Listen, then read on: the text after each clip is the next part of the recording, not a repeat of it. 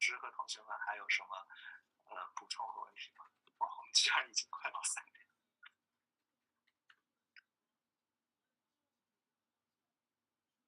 就直接开麦吧，如果老师同学们有什么还想说的，我们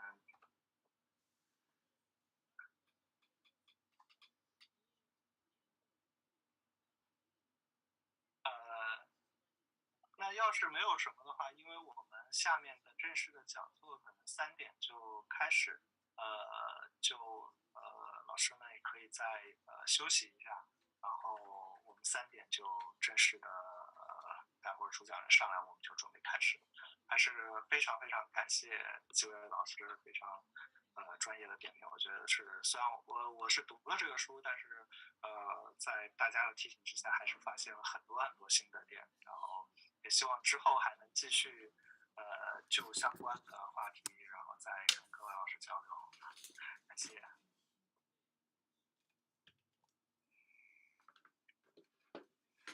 我们就3点再进来，对吧？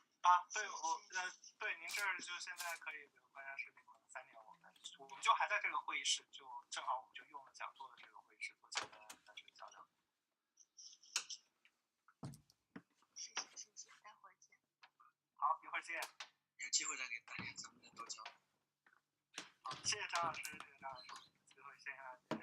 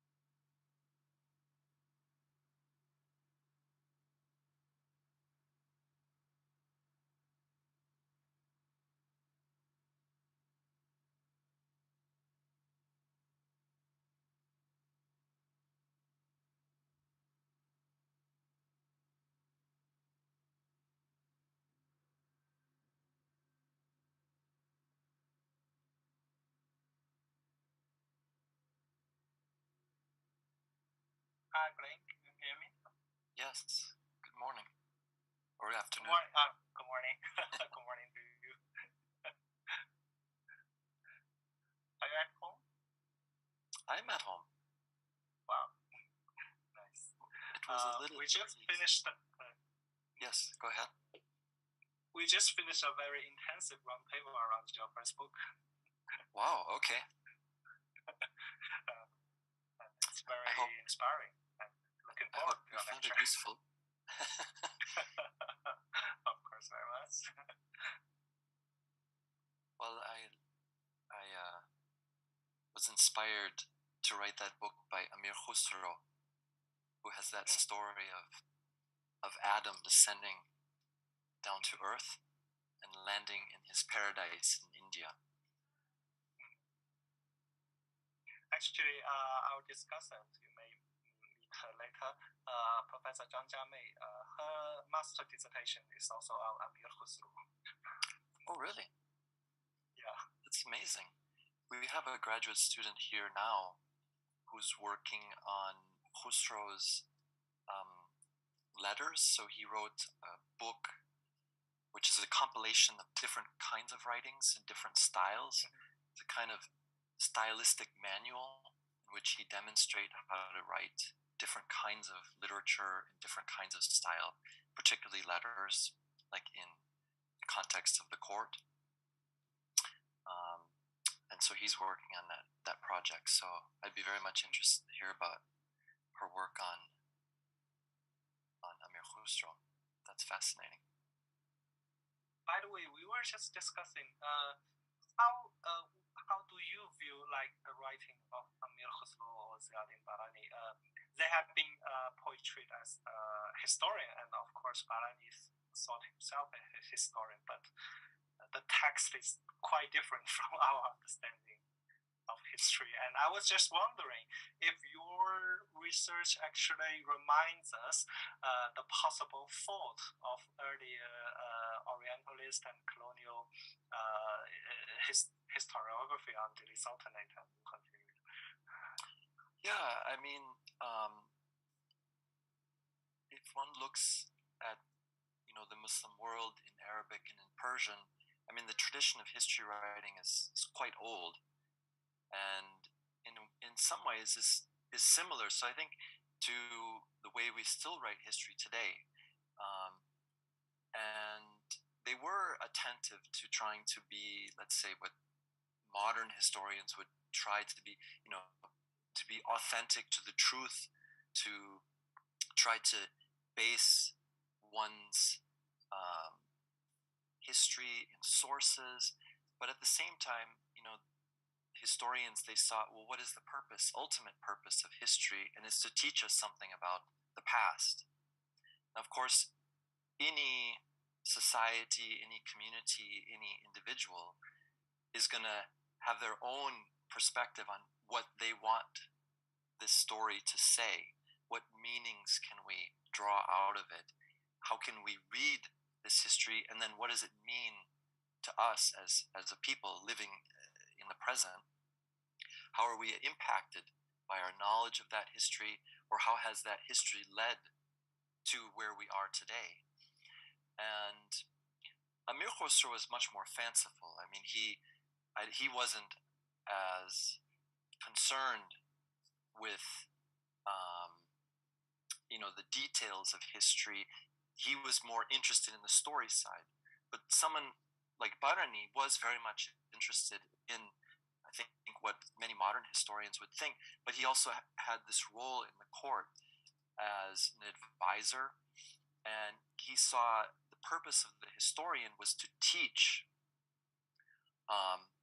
the princes, to teach the kings in the future what mistakes were made by their predecessors and what things they did was successful. And even today, many historians have that in mind. I mean, they want to tell us, look what happened in the past, because you don't want to make the same mistakes, and look at what these good things these rulers did, because we can follow their example. So I think Amir Khusro is, a case apart. He's not principally a historian. I mean, he's someone who's very much interested in the world of the imagination. He's interested in his creativity, the power of the language itself, and the way he's telling the story is very, very important. So time。张老师，那要不我们现在就开始。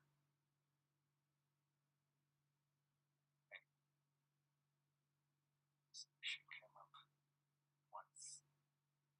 Yeah, I saw that. That was Zhang Zheng. Yeah. Okay, so since it's about time, yeah. First, I just introduce you to John Sahiba, as we use this in our department. John Sahiba is the deputy director of deputy head of the Department of South Asian Studies, and she will be our main discussant today. And Professor Blaine Oyer from University of Lausanne.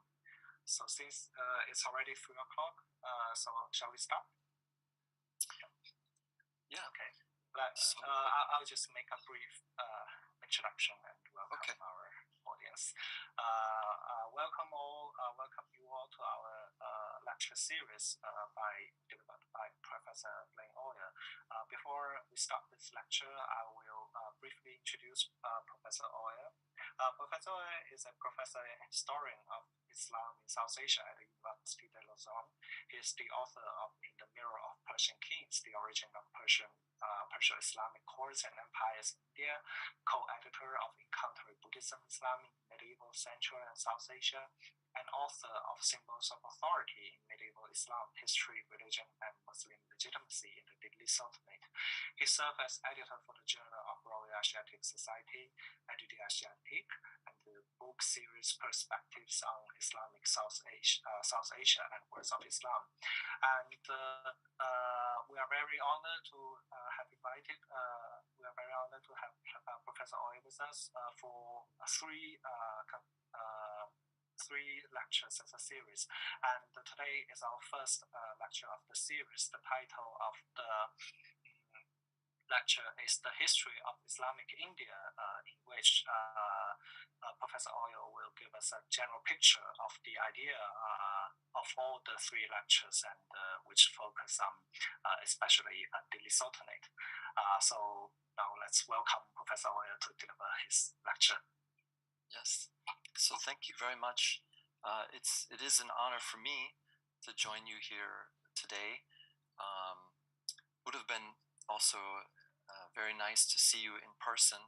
So hopefully someday we can have this kind of interaction in person, and maybe this could serve as a basis for future collaborations between the University of Lausanne and Peking University. And thank you again for this invitation to come speak to you here today. What I will do in this talk today, and I'll share my PowerPoint in just a moment, is give a broad overview of how we can study the Islamic history of India, and what are the kind of main parameters which we can look at, and the period I'll be looking at, let's say, is the early period that really begins, let's see, almost as early as 700, and then goes up until 1400, and that's the period I'll be focusing on today. I'm going to try to share my PowerPoint with you here. Yes, we can see. So, one of the important things to consider, I think, just in studying the history of Islamic India, is the central importance of really the migration of Muslim peoples from the Middle East or from Central Asia into India, or through conquest of different Middle Eastern kingdoms or Central Asian kingdoms, and the impact that they had in India.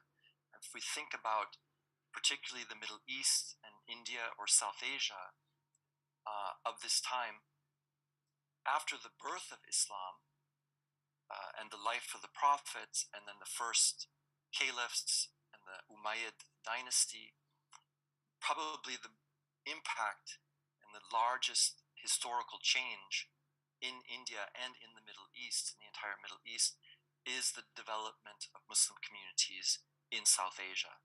So just historically speaking, it's one of the most important events that historians can study of the medieval world in Asia. So I'm going to talk about this period that I mentioned, really the 7th to 14th centuries. So I'm going to give kind of a long and broad history. I'm going to talk about how India can be situated within a periodization of Islamic history. Often Indian history is seen as being separate from Islamic history. And so there's a challenge to try to bring the way Indian history has been studied and the way Islamic history has been studied, to bring it into a kind of coherent notion of what is the Islamic history of India. I'll be talking a lot about trade, because much of the first impact of Muslim communities in India did not come by conquest. And in fact, some of the first sources and information that we have even about conquest is likely due to interest in trade. So trade is going to serve as a kind of general framework for understanding the impact of Islam in India. I'll talk a little bit about the context of India during this period, which is very complicated. Of course, India is a subcontinent. It's an entire region that comprises many different peoples and many different cultures. So in some ways, another challenge to studying the question of Islam in India is to study India itself, and what does it mean to study India in all of its diversity. And then I'm going to give some brief overview of the main political elements of the dynasties that came primarily from Afghanistan, and then first impacting in the Punjab, across the North India in the 13th century, and then by the 14th century, we have the establishment of the first pan-Indian Islamic empire, and I'll be talking about that as well. So that's the kind of general framework for my talk today, and the next preceding talks will talk a little bit more in specific about certain questions that relate to these historical developments. Just some very basic information that I'm sure you're aware of, but I think it's always useful to start with some basic information. Of course, Muslims today, if we look at the most current census data, form about 14% of the total population of India. So in terms of percentage, one might say it's a kind of minority in India, but the numbers are quite large. This is approximately 172 million Muslims scattered throughout different parts of India. In this map, you can see the darker green areas are where Muslims are even more prevalent, so often in above 20%, so areas like Uttar Pradesh or Assam, and then the region of Kerala in the southwest coast of India is predominantly Muslim.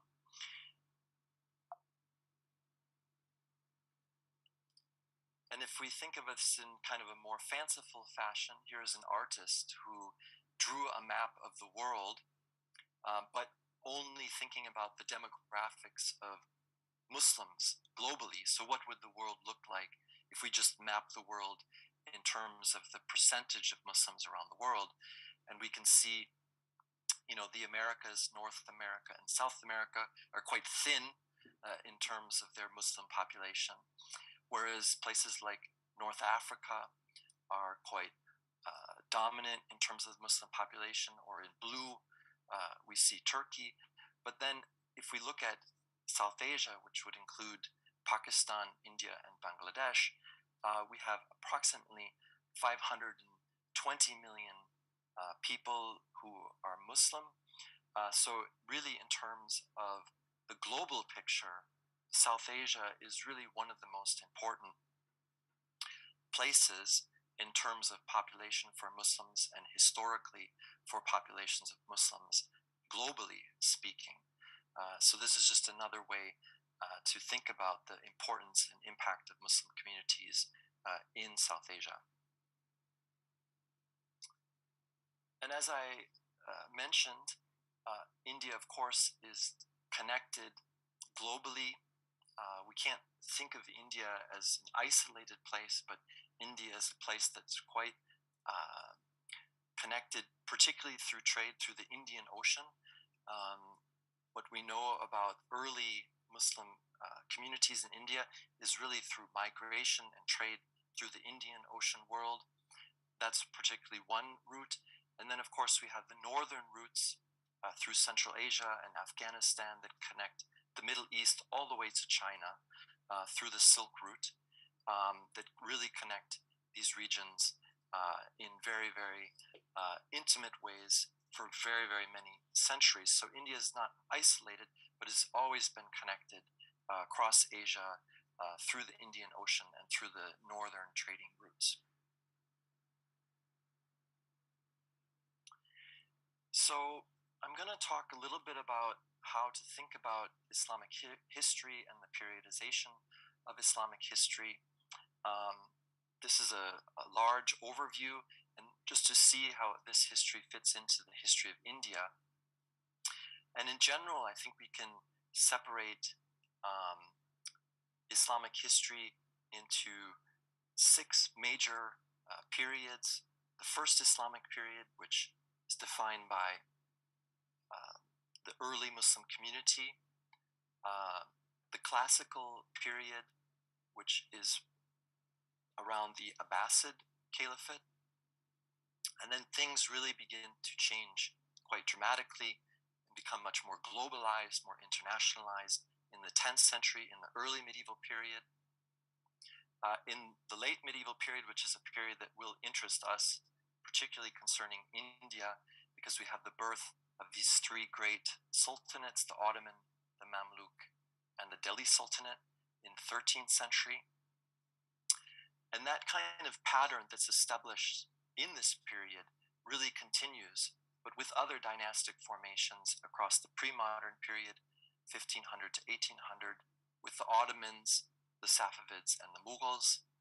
And then, in terms of Indian history, the impact of European colonization really beginning earlier than this, but by the early 19th century, the impact of British colonization becomes a dominant force in Indian political history. I'm just going to go briefly through each of these periods. Now, certainly the first Islamic period is defined by the birth of the Muslim community in Mecca and Medina during the life of the Prophet, following his first revelations that we date usually to 610.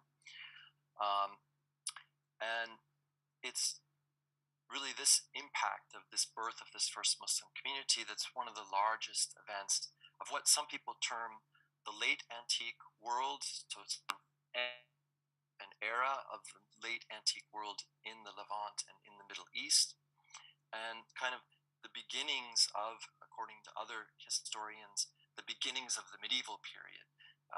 So the birth of Islam and the birth of the Muslim community really straddles these kind of 2 worlds historically. And then what's important during this particular period, and we can see this in the Umayyads, I don't have a map here, but we'll look at some maps later, is the expanse of Muslim political authority, in which some term the first Arab empire under the Umayyads, which then impacts India for the first time politically, because it's during the Umayyad period that we have the first military incursions led by Umayyad armies in the region of Sindh, and then also in areas in Gujarat and then along the western coasts of India. So we'll be looking at those cases as well. The classical period is often defined by the Abbasid Caliphate, which is really interesting for some different features that also have a later impact on India. First of all, is the effort of Abbasid caliphs and intellectuals within the court in the Abbasid Caliphate to draw wealth of knowledge from many, many different sources. So first, there's a tremendous effort to translate Greek knowledge. In fact, almost all of Greek knowledge in philosophy, in geography, in mathematics is translated from Greek or Syriac into Arabic this period. Then we also have the transmission of Indian knowledge systems, because Indian knowledge of astronomy and astrology was of great interest, and also mathematics was of great interest. So Indian systems of knowledge are already being integrated into the Muslim world of this time. And then there's an effort after the conquest of Iran to recuperate the Sasanian past, that is the kingdom, the Iranian kingdom that ruled before the conquest of the Umayyads, to really recuperate that knowledge that was created in Pahlavi during the Sasanian period, and then have that also transmitted into Arabic. And it's this period that's the fundamental period for the development of what we call the Islamic sciences. So philosophy, theology, and Islamic law are all developed during this period. And it's during the early medieval period that we have the first major impact of Muslim political authority, Muslim governance in India.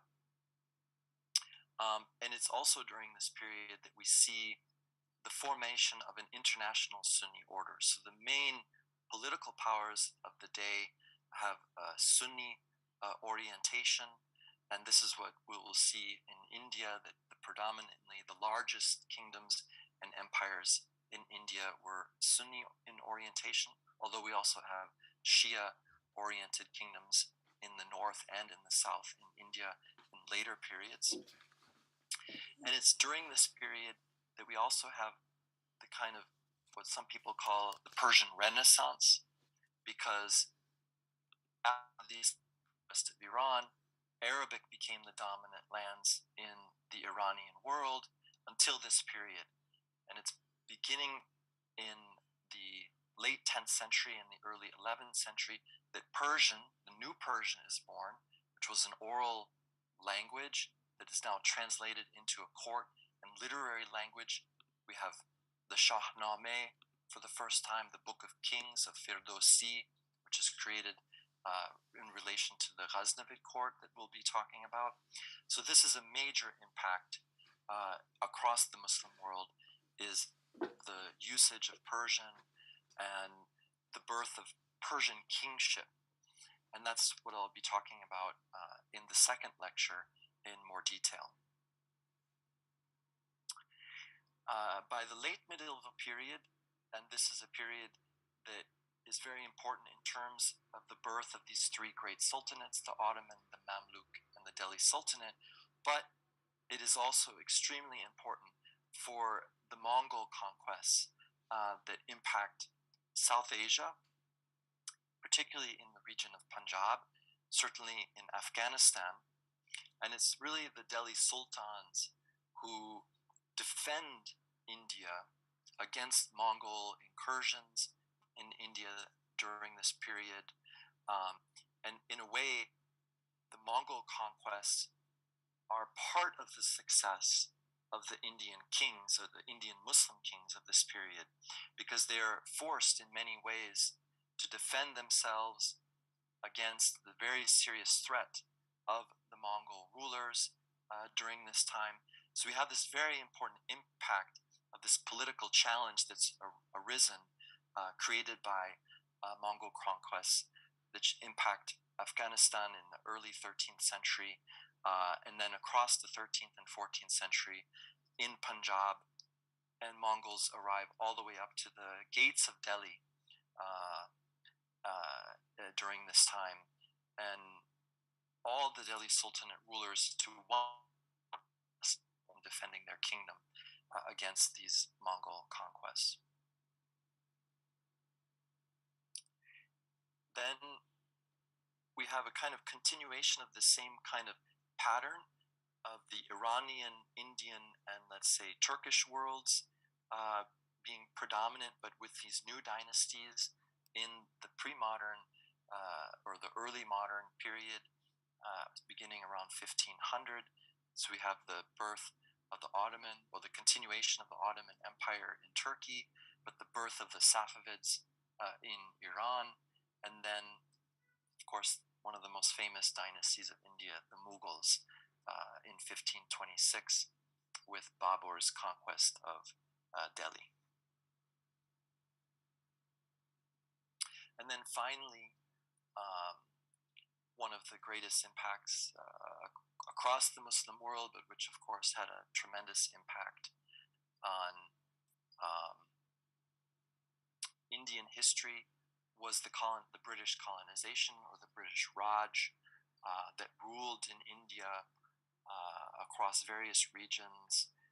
But by the 1800s, British start to gain control and impose cultural changes across India through the imposition of different British educational systems, through the imposition of English language, which now replaced Persian as an elite language in India, and then leading up to the 19th century, with the 20th century, with the birth of modern India, and then of course Pakistan, and then slightly later with the independence of Bangladesh.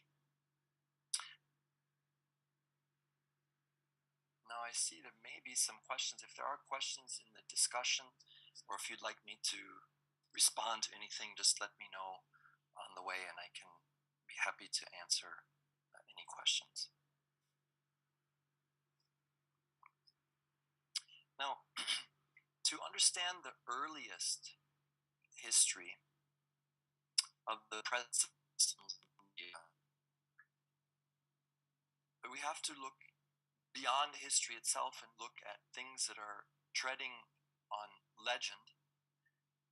And we have stories that come from a later period, so stories about really the first Muslim communities in India we can trace only from a later period. But one of the most important stories relating to the birth of Muslims in India is a story of the miracle of the Prophet, the splitting of the moon by the Prophet. And here you can see this in this manuscript with the Prophet who's veiled here, pointing his finger at the moon, and the moon, the face of the moon here, being split in two.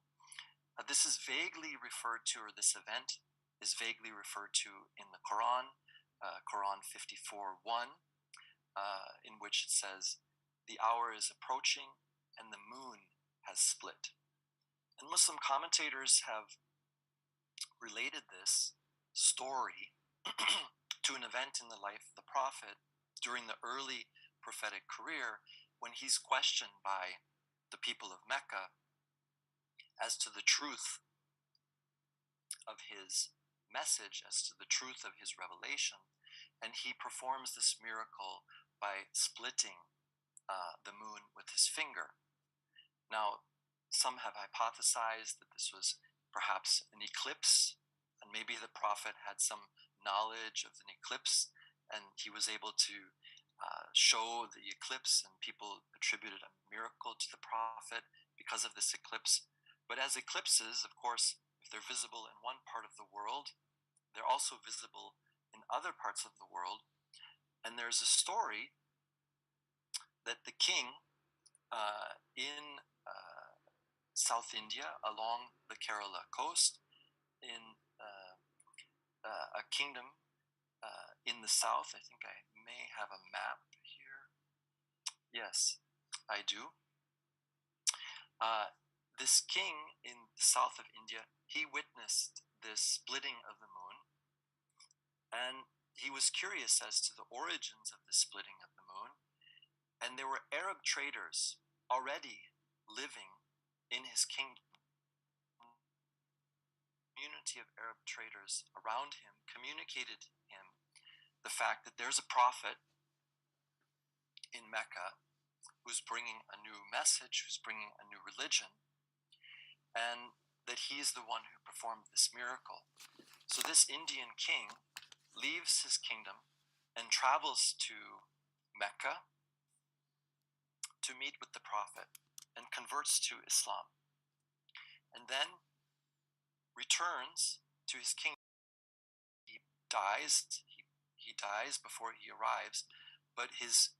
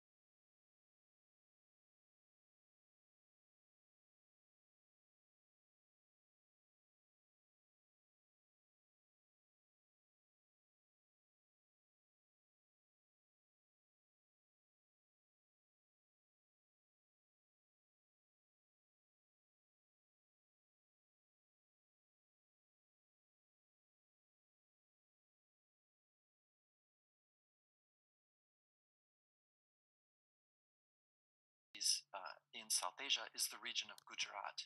So this is further north along the coast.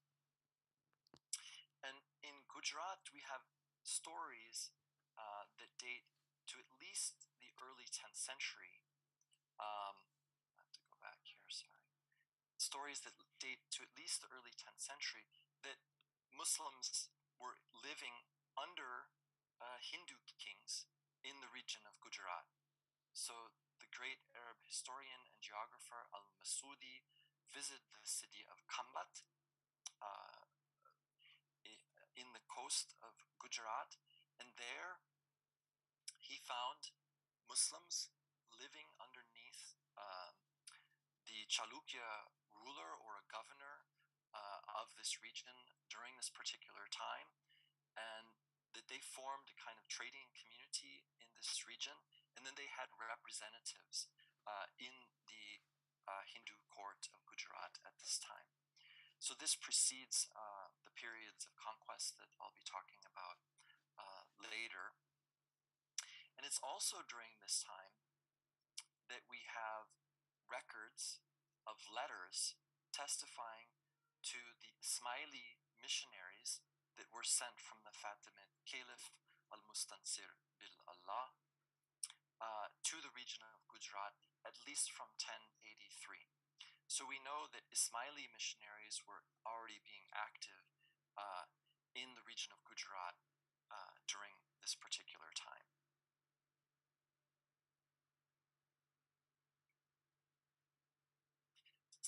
Later, in the 12th century, we have more than just these earlier textual sources, whether in the writings of Masudi or in the letters of the exchange between the missionaries and the Fatimid Caliphate. We have some of the earliest architectural remains of Muslim communities in South Asia, in the region of Gujarat. And this is particularly interesting in the case of the mausoleum of Ibrahim, which dates to 1159 or 1160. And there we learn about the Muslim community who received aid from the local Jain community to build a mosque in this region as well. And what's interesting about the architecture of these early Islamic monuments in India is they resemble Indian temple architecture. And we know that, at least from later Sanskrit sources on architecture, that Indian builders, Hindu builders, and also architects writing in Sanskrit wrote treatises about how to construct mosques. They were called Rahmana Prasad, which means like these mercy places, which were mosques. And there is also a source from the 12th century, which is a Sanskrit source that testifies to this as well, that Hindu Indian builders were thinking about how to use local building practices that were used for building temples and how to transcribe that architecture into mosque building. So this is a very interesting phase of interaction of Muslims in India in the context of Indian rulers before Islamic conquest in the region of Gujarat. And of course, this particular period, just at the birth of the early medieval period, we have these efforts of Muslim geographers to really think about Asia and to really draw maps during this time. So we have one of the great geographers of the time, Al-Idrisi, who lived between 1100 and 1165, started to draw maps of the world. Very interesting story, because he was working in the court of the King Roger of Sicily. So there's a Muslim geographer working for a Christian king in the Mediterranean world, but collecting knowledge of Asia, of India, of the Middle East, of Africa, that's also representative of these increased trade networks and the exchange of peoples across Western Asia, particularly during this period.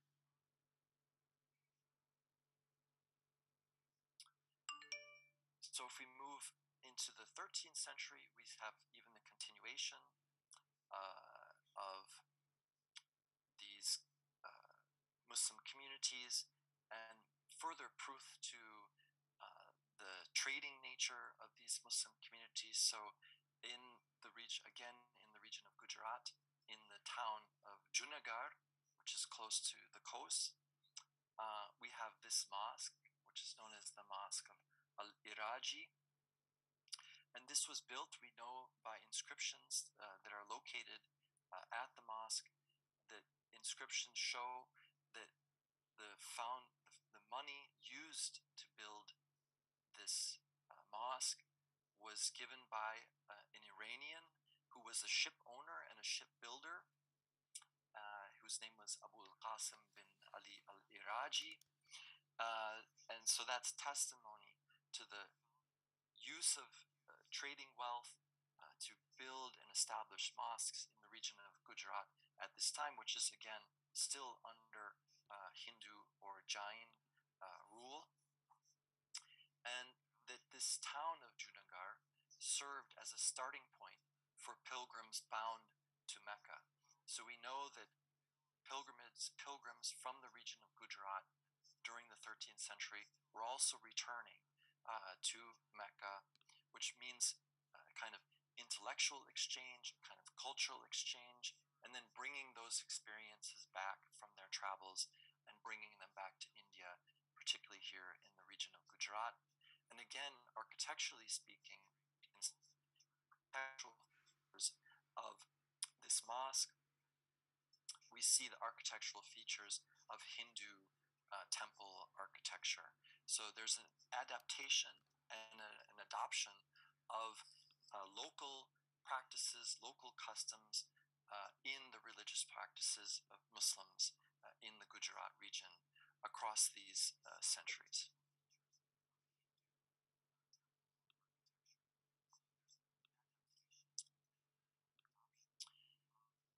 So these are, of course, drawings from later periods, but they're representative of the kind of trade that existed across the Indian Ocean world of the pre-modern period.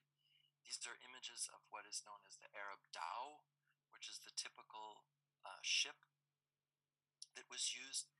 Now, some scholars more recently writing about these kind of trade relations have referred to this as monsoon Islam. So the Islam that is transported across the Indian world thanks to the monsoon trade winds that bring these sailing ships and these sailing vessels across the Indian Ocean world of the time. And one of the most important material facts of the material culture of this time is the marble of Gujarat. So the marble of Gujarat was traded across the Indian Ocean of the time, and we find this in funerary architecture. So in the tombs in Yemen are constructed with marble taken from Gujarat, and we also find this in the eastern coast of Africa, in mosques, in different inscriptions. We have Gujarati marble that was then transported across the Indian Ocean during this time. So it's an exchange in material, in products, and in peoples that are aided in their movement through these different trading networks across the Indian Ocean world of the time. And one of the most fascinating stories, which is also a testament to this, but doesn't speak to Muslims in particular, but is the story of Ibrahim ben Yiju, who is a Tunisian Jewish merchant who traveled from Egypt to the region of Kerala, to the western coast of India in the 12th century, and spent over 20 years in this region at that time. And we have some of his letters and some of the documents that were produced from him and from the trade that he helped carry out during this period. And we have this very interesting story, and many of you probably know about Amitav Ghosh, one of the most famous contemporary Indian authors, whose first book is called In Antique Land, which is about this figure, Ibrahim ben Yiju, and how he mimicked himself. Because Amitav Ghosh, early on in his career, he went from India to Egypt, and he studied in Egypt. And when he learned about the story of Ibrahim ben Yiju, he saw in his own contemporary life, in the modern period, an example of his life, a kind of mirror image of himself from the medieval world, in this figure, and he wrote this book, which is one of his earliest and most famous books that he wrote. And if you ever have a chance to read it, I highly recommend it. It's very fascinating, kind of dual story of Amitabh Ghosh's own life, traveling from India to the Middle East, and then trying to understand the history of this Tunisian Jewish merchant who traveled to India many, many centuries before him. And then one last example that illustrates these different trade relations is this figure, this deity that you can see here in this image of a deity that's known by various names, but one of the names of this deity in the Gujarat region is Sikotri Mata. Now, different historians have had different explanations for this, but often in the imagery we see here the deity giving a kind of blessing for these traders who are in their boats, so they're sailing in the Bay of Kambat in Gujarat. So there's obviously a kind of deity that's kind of a patron deity for traders of this time. And one of the names is related to this island of Sukhothra, which is off the south coast of Yemen, which was one of the most important landmarks in the travels of traders across the Indian Ocean to determine their position, was the island of Sukhothra. And some scholars, particularly my colleague here at the University of Lausanne, Ingo Strauch, has written about this using different kinds of archaeological and inscription sources, that it's probable that Sikotri Mata, this deity, is a reflection of these trade networks, and that the island itself was deified by Indian traders during this time because of the need to see this island as an important landmark in their exchange and travels across the Indian Ocean to the Middle East and to Africa. So this is just another very interesting example of the different kind of ways in which religion, culture, and peoples are migrating across the Indian Ocean world outside of the question of conquest or Islamic forms of governance, that there's a whole sort of exchange of different peoples, and particularly Muslims, during this medieval period.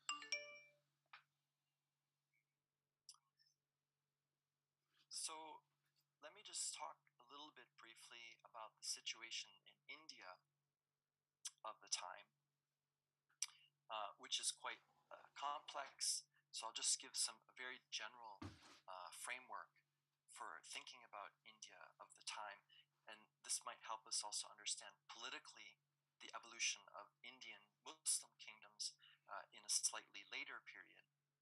So before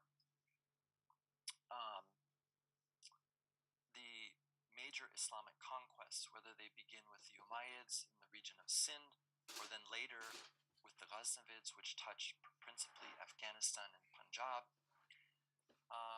we have a very diverse political field of different Indian kingdoms across India.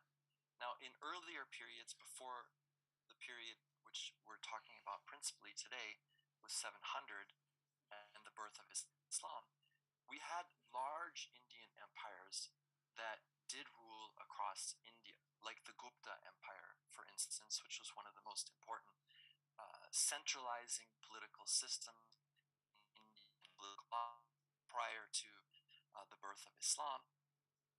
But with the birth of Islam, the situation in India is quite diverse, and political authority is dispersed across three geographical zones in India. The Northwest, which is predominantly the Punjab, Rajasthan, and Gujarat. The Northwest. The East, which which is Bihar and Bengal. And then the south, or what we call the Deccan, uh, is another major geographical region. So we often see in the medieval period these three geographical regions serving as the bases for different Indian dynasties and different Indian kingdoms.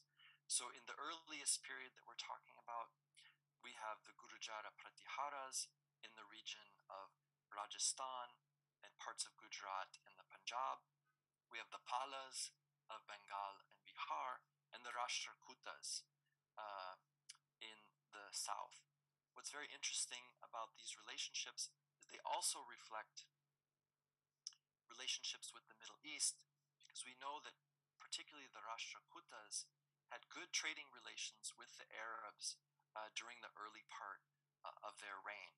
So there was also kind of collaboration from the peoples of the western coast of India to promote the trading relationships with the Middle East of this time. But as we go slightly more into the future, we have these same different regions ruled by various different kingdoms. One in particular that's important for our understanding are the Chahamanas of Rajasthan, who rule from Ajmer. This is important because one of the major battles that leads eventually to the establishment of Delhi in the early 13th century was with the ruler of the Chahamanas of Ajmer, Prithviraj, during this period. So I'll return to that a little bit later. In the region of Gujarat, we have the Chalukyas. In the north, we have the Gahadavalas. And we have the Senas in Bengal. So this is the situation just on the eve of the impact of the first real Islamic conquest of northern India. And here's just another map that you can see that hope illustrates the kind of complexity.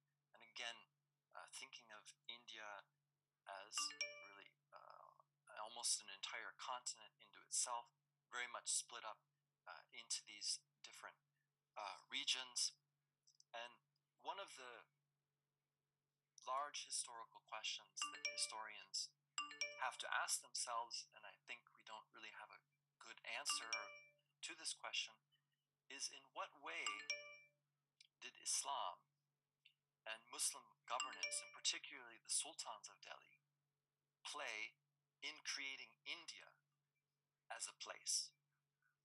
Because even Indians before this time don't necessarily see India as a whole, as one unified entity. And certainly politically, for many centuries, it hadn't been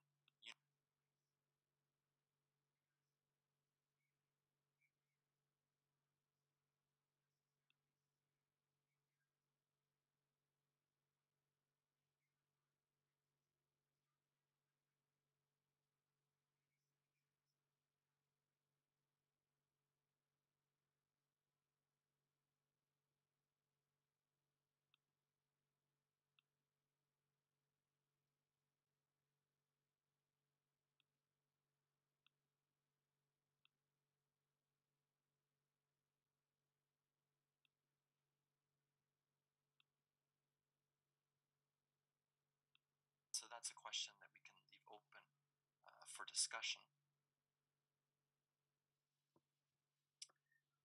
So now I'm going to shift from these questions of trade and commerce to questions of politics, questions of power and power relationships, and the establishment of Muslim forms or Islamic forms of governance in India.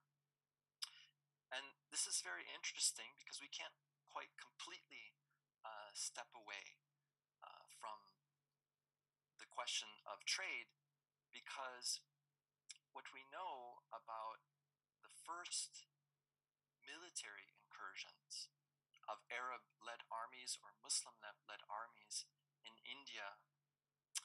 happened on the southern coast of Pakistan today, or in the region of Sindh, across the region which is called the Makran, which is a very deserted region, very difficult region to traverse because there's very little water. It's a very desert region with very few peoples actually living across this region, until we reach the heart of old Indus Valley civilization in the southern part of Sindh, in the Indus River civilization, and in the delta of the Indus River, which is around the region of Karachi today, which was from ancient times an important basis for human civilization in what's known as the Indus River Valley civilization. Now, this happened during the early Umayyad Caliphate. The first incursions into the region of Makran even predate this early Umayyad period, and even happen during the time of the first four caliphs, even during the time of Umar, who permitted Muslim armies to try to attempt to cross the land route into the lower region of Sindh during this region. But the most important impact that leads to a lasting political impact is during the reign of the Umayyad Caliph Muawiyah the first, who reigned from 661 to 680, and then later under the sixth Umayyad Caliph Al-Walid, who reigned from 705 to 715.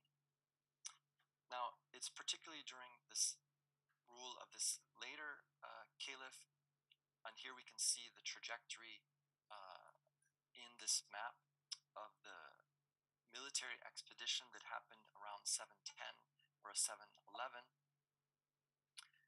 And this is the Arab conquest of Sindh by the Umayyad general Muhammad bin Qasim, who seizes the port of Daybul in 711, and he builds the first city, which he uses as his capital and basis for governing in the name of Umayyad caliphs, but from the region of Sindh. Now, the stories that we have of this conquest principally come from Arab historians of later centuries. Al-Baladhari is one of the most important sources that we have for this particular conquest. But the details of this conquest are very interesting and very important to consider, because according to Al-Baladhari, the reason for the military was to protect the trade routes